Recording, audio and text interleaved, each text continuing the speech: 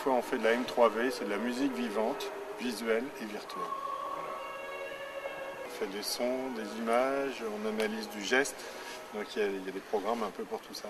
On utilise une boîte à outils qui s'appelle Max, qui est une boîte à outils multimédia qui permet de programmer très rapidement des prototypes d'idées. Donc c'est un formidable logiciel qui s'appelle Max, en hommage à Max Matthews, qui est un compositeur américain qui a 80 et quelques années, qui est un des pionniers de l'informatique musicale.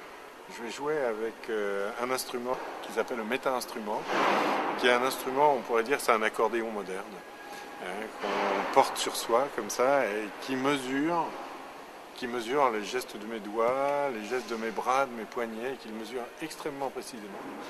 Et toutes ces mesures vont modifier des sons et des images, vont les diriger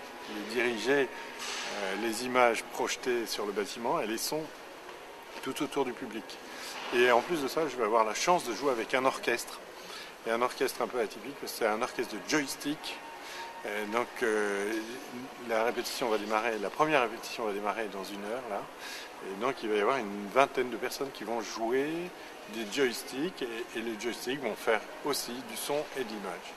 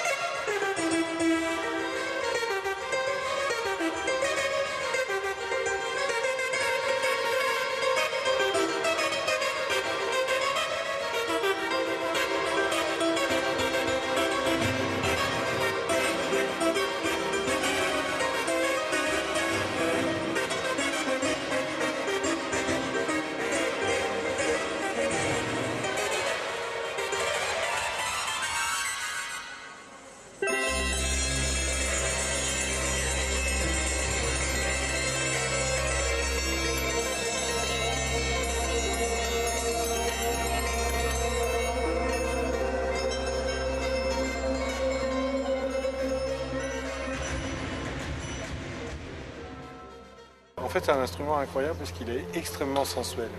Et contrairement à ce qu'on pourrait croire, parce que souvent les nouvelles technologies sont synonymes de froideur. Là, c'est pas du tout froid. On mesure de l'enfoncement de pulpe de doigts. Et en fait, la pulpe des doigts, c'est un objet extrêmement raffiné. On entend avec les doigts, on entend beaucoup mieux avec les doigts qu'avec les yeux encore. En fait, les doigts sont 100 fois plus rapides dans la perception que les yeux.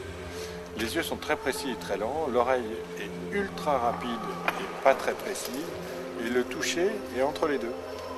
Et donc c'est un objet qui est éminemment tactile.